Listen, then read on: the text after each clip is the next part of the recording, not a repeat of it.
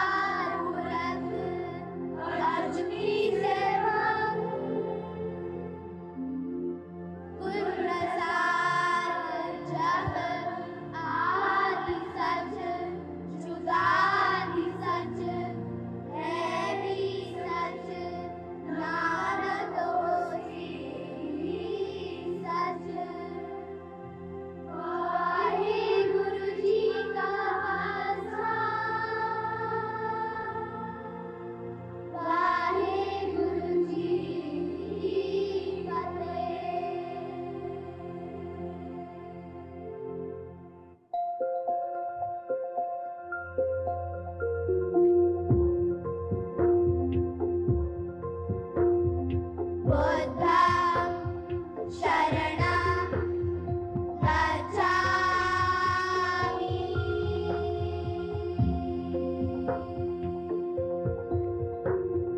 Dhammam Sharanam Gacchami.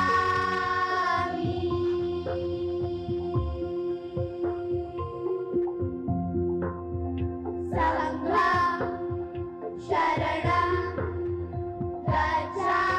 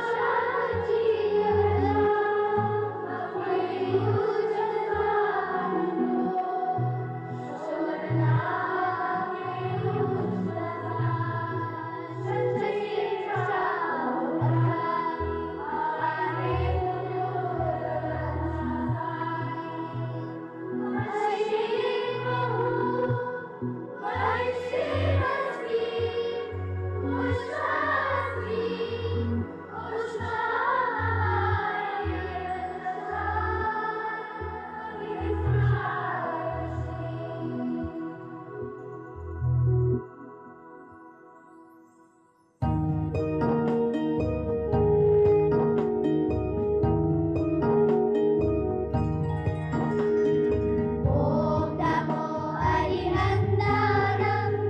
Om Namo Siddhanam. Om Namo Ayurvanam. Om Namo Vajayanam. Namo Yoge Samasahunam. Eso Pancha Namotaro. Sava Bhava Vanasharo.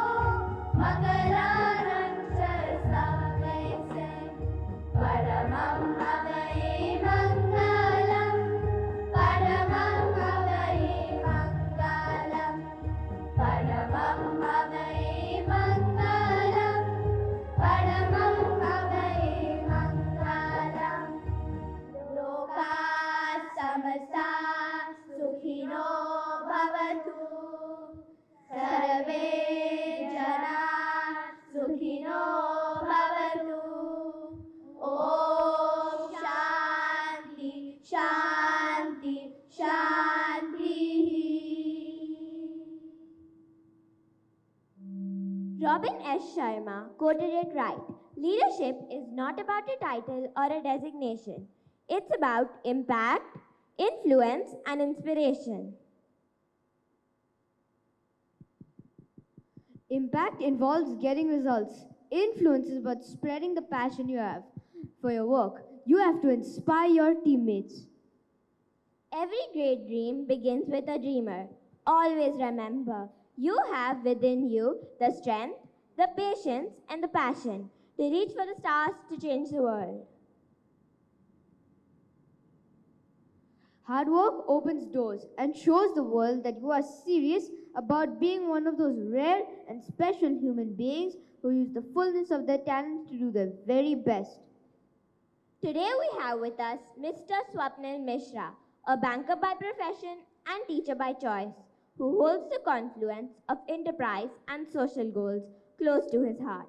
Mr. Swapnil is the founder of a wealth tech company in Singapore and is on a mission to help everyone get access to sound financial advice through innovative technology. He is also an adjunct teaching mentor at the Singapore Management University, working on projects in partnership with Singapore-based social service agencies like AIDA, Minds, We Care, Tribe, and Shine.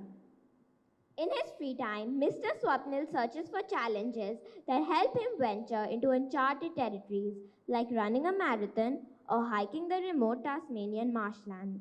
He plays bass in a local band and lives in Singapore with his wife, 2 growing boys, and their pet Valley.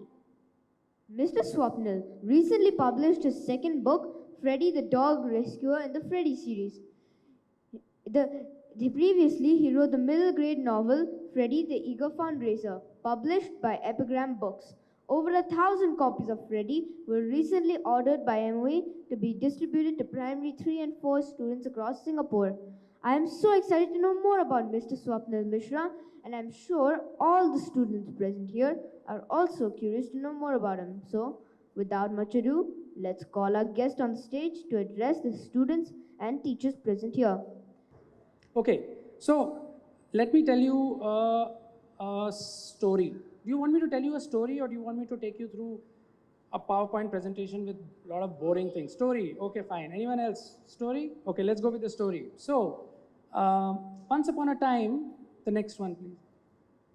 Once upon a time, this is when I was here, by the way. I came here last time with Freddy back in 2019. So, and who's Freddy? Freddy is this boy.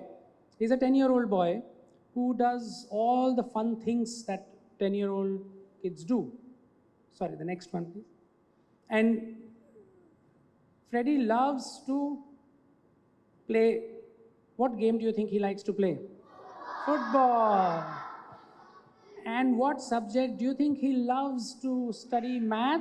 Math, yes, of course. No, he doesn't like math at all. But yes, so Freddy is a 10-year-old boy, and Freddy loved, he really liked the idea that if there are any problems, he really thought he was a superhero. Who thinks here we are all superheroes, right? And Freddy thought he was a superhero because there was one reason why he thought he was a superhero, because he had the next one, please. Because he had a costume.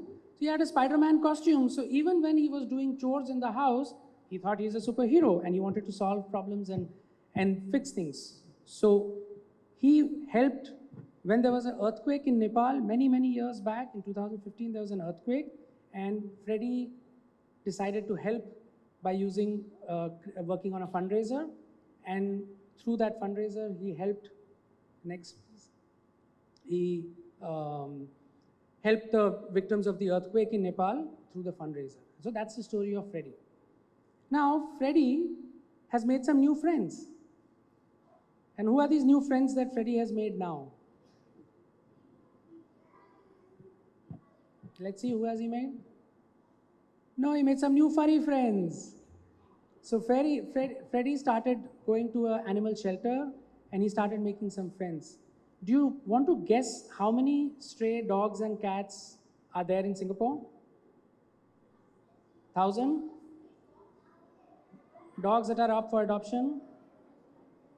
There are around almost 10,000 dogs and cats, stray animals in Singapore, who need to be taken care of. Can I have the attention back here? Because otherwise the story will get stuck and Freddy will be waiting to tell you what exciting things he's doing. So, Freddy made some new furry friends, and next one please. At the dog shelter, next please. He also had some challenges in school because there were some new friends and they got into a fight, but we'll move to the next one. And then COVID happened. You all remember COVID? You remember the masks? And things became extremely difficult. At the same time, Freddy found out that the shelter is going to be shut. The animal shelter was going to shut, and the dogs and the cats living in that shelter would be out on the street. So Freddy was really worried. He wanted to solve the problem. He wanted to help the shelter. So he thought, let's do the fundraiser. Now, why can't Freddy do a fundraiser in the COVID times? Because of lockdowns, because of social distancing. So what he could do before to solve a problem, he couldn't use the same methods. So he had to find out, okay, what else can I do? And that's the most interesting part about this story, where sometimes when things become different, then you have to adapt to that situation and come up with new ideas. What do you think Freddy could do to help the shelter if he couldn't do a fundraiser? Anyone wants to give ideas? There are a lot of them, so it's very difficult to, if you go home with a dog, I don't think your parents will be very excited about you bringing a dog without asking. Yeah, you can do that. Ads and billboards, very good.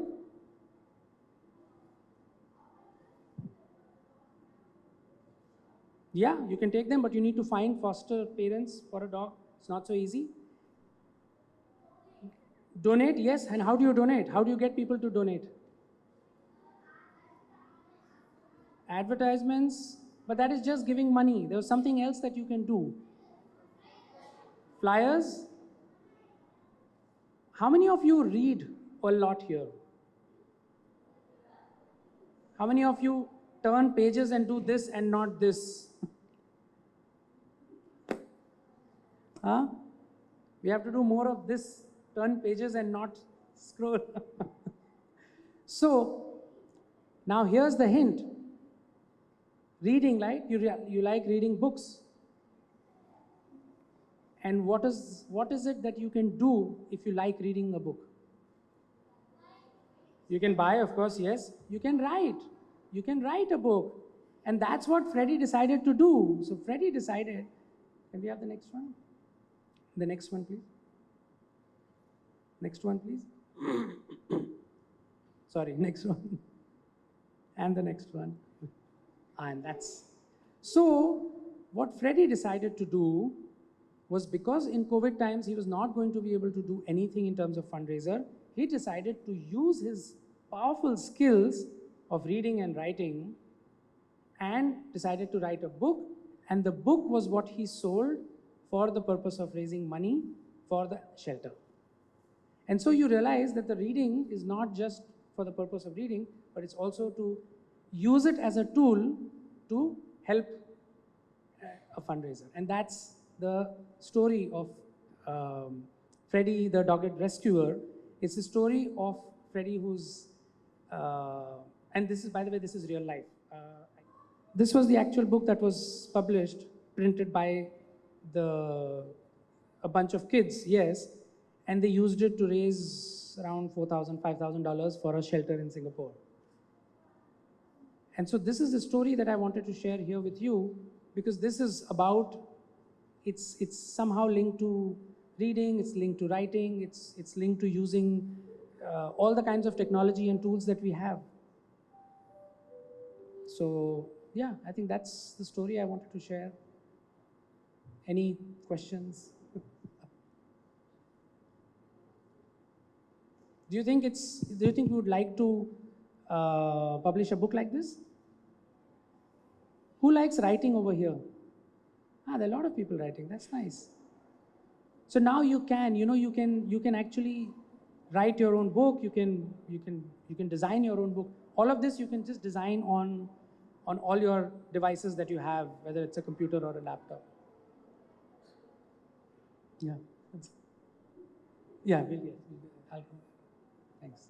Thank you, sir, for capturing the attention of our young audience so well. We kindly request you to take a seat on stage for a brief interaction with our excited panelists. Hello, sir. I am Hello. Kit Jyot Singh. Hello, sir. I'm Vibha Sriram. Hi. Hello, sir. I'm Elena Yagne. Hi. So, Nice to meet all of you. So, what was your favorite childhood book? Oh, The Wishing Chair. Enid Blyton, Wishing Chair and Wishing Chair Again. Actually, Wishing Chair Again was something which I liked, and Hardy Boys. I've been reading books by these. I've been reading these books too. Yes, sir. Even I've been reading these books. That's nice. So, did you have an interest to write short stories when you were my age? I like the long stories. I like stories which had a plot that was developed and then the characters were developed. I used to feel short stories, they end very fast. With a long story, at least lasts longer. But now, of course, I like short stories more. So, sir, at what age did you start writing short stories? Writing stories, Actually, I started writing stories because I wanted to spread the message or to tell. So I started writing only in the last 10 years.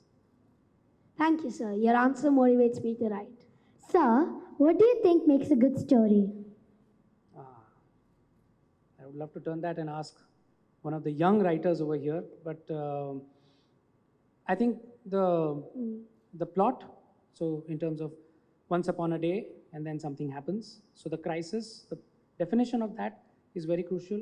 The protagonist of the main character of story is important to develop, and the resolution of the problem. So if these three things are well defined, I think that makes a good story. It doesn't matter whether it's a 3-line story or a 300-page story. Thank you, sir. Sir, what was one thing you learned when you started writing your book? That it's very difficult, it is very tiring, and it requires a lot more effort than it looks. So it was very difficult, but it also showed that while it may appear very difficult when you start a problem, start trying to write a book, but when you finish, the satisfaction that you get justifies the entire effort. Thank you, sir. That was very heartening. So, what was your inspiration behind the book, Freddy the Dog Rescuer? So Freddy the Dog Rescuer is inspired by real life events. So what I just shared with all of you as a story was not fiction. It is actually an event that has happened. And I wanted to share that story with everyone. So I was inspired by the real life story. Thank you, sir. Sir, who or what inspired you to write the book? Well, the event inspired me to write the book, and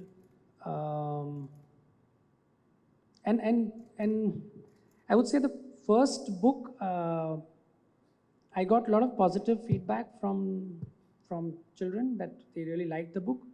So I think it would be a good idea to write it in a format which has a message, but it is a fun story. It's humor. So I'm guessing all of you like humor, or? So, who are your favorite authors in the present and why are they your favorites?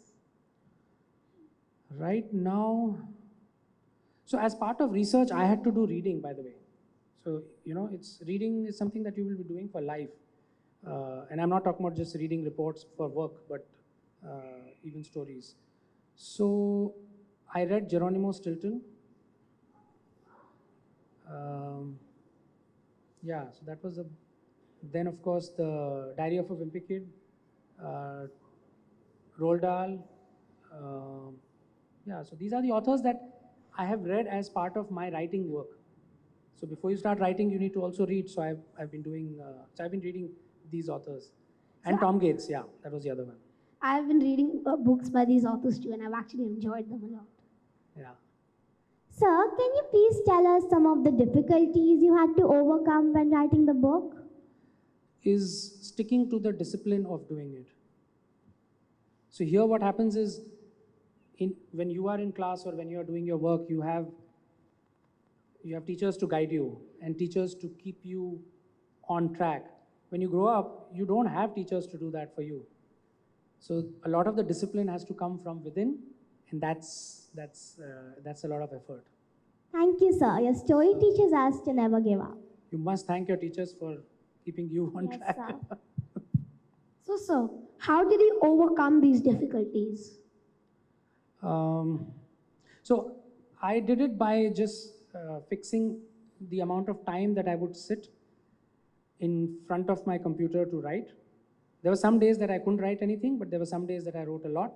But I made it a discipline to sit in front of a computer with the agenda of writing, which is something which I would say is one way you can also use for your own work that you do, is dedicate a time and sit. Sometimes you'll feel like writing, sometimes not, but it's extremely powerful if you can start writing as a kid. Thank you, sir. So what kind of research and how long did you have to research before beginning to write your book? So I had to research about the actual facts around animal shelters, because here the subject was around animal shelters. So I had to visit animal shelters, interview them, understand about the scope of the problem. So in this case, the problem was around the stray dogs or dogs that are in shelters. So that was research, was to understand that. Second research was to take portions of the plot and talk to readers such as yourself. So I got a set of 8 to 11-year-old kids who gave me feedback on the plot points. Thank you, sir. Writing sure is no easy task. So, according to you, what extra elements are to be included to make a book interesting to the audience? if it's a funny book, then moments of humor are specific moments of humor, I think, are important because they engage. Creating tension in the story is also important. Otherwise, it becomes a very boring story. Like, so you want to create a moment of tension. So imagine you come to school in the morning and you're like, okay, how do you want to start the story if we say you are coming to school? So one is you just came from the bus and you got in. The second is you came in 10 minutes late and you were trying to sneak into the school from the corridor, and suddenly principal spots you and he says, hello, why are you late? So now suddenly you have created tension in the story instead of just walking in and quietly going about your business. Thank you, sir. I'm sure many of us will keep these tips in mind for our next English exam. Yeah, but don't come late. Sir, how do you think your story inspired other people? How do stories inspire other people? No, how do you think your story inspired other people? So this particular book has, so the first one that I wrote was very interesting. It inspired, I know kids who did lemonade stands and they wanted to do fundraisers. The second book, the Dogged Rescuer book, has created some element of not just inspiration but problems, because a lot of kids have gone back home and said that we want a pet, we want a dog, we want to adopt a dog, and that's but yeah, I think it has inspired by the reader getting the confidence that yes, I can also do something like this. So you role model from the protagonist. Yeah.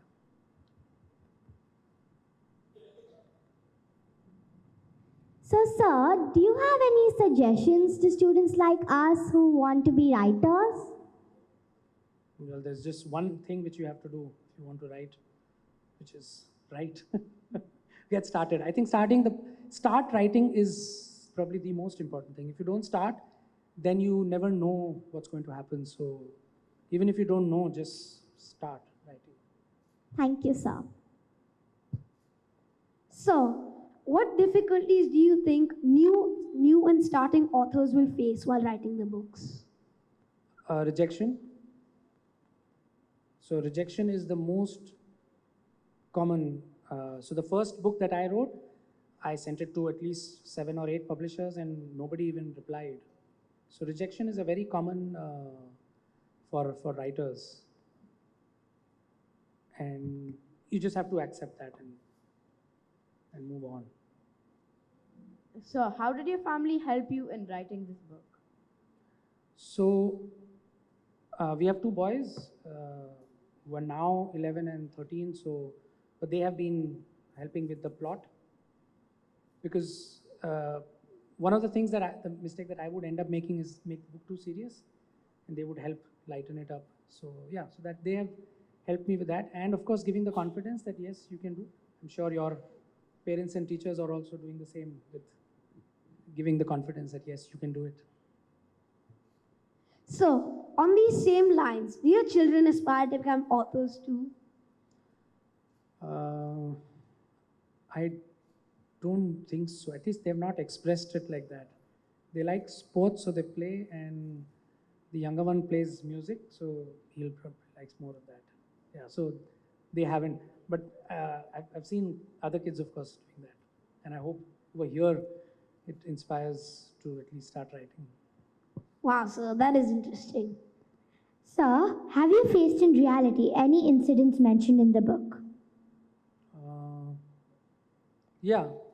So, how was your state of mind at that time?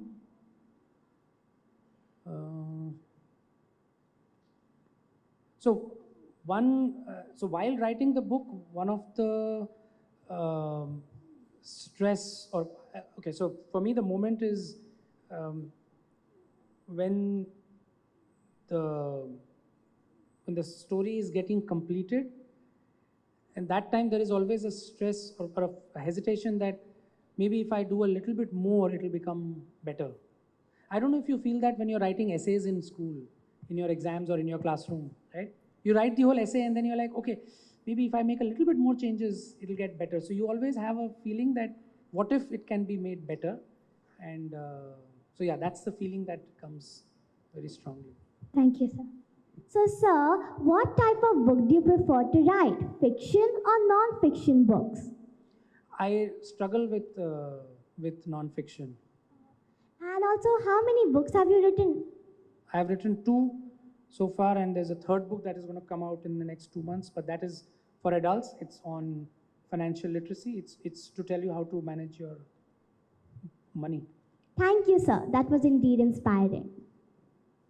Thank you so much, sir, for sharing your thoughts, and we look forward to reading some more books authored by you in the near future. Now, I would like to hand over the stage to Sid and Hanika. Now we open the floor for questions from the audience to Mr. Mishra. Please raise your hand to raise questions. Our student volunteers will come to you with the mic. Mr. Swapnil, what is the topic of your first book? So the first book was after the Nepal earthquake. There was a fundraiser that was organized by kids, and so the story is about the fundraiser that was arranged to raise money for the victims of the earthquake. Mr. Swapnil, may I ask what your second book meant about? The second book was raising money for helping a animal shelter in Singapore. Okay, sir, thank you. When did you create your first book? The first book was in 2018 end, so 2019. Is Freddy a real life person? Yeah, Freddy is a real life person, or at least inspired by a real life person. Mr. Swapnil, is most of your books fiction or non-fiction? Well, they are inspired by real events, so I would call them realistic fiction. They're definitely not non-fiction. Thank you, sir. Sir, how do you get inspired by writing books? Well, I see something that has happened, and then I want to share that message with many people, and that's the inspiration for writing. Sir, what made you write books?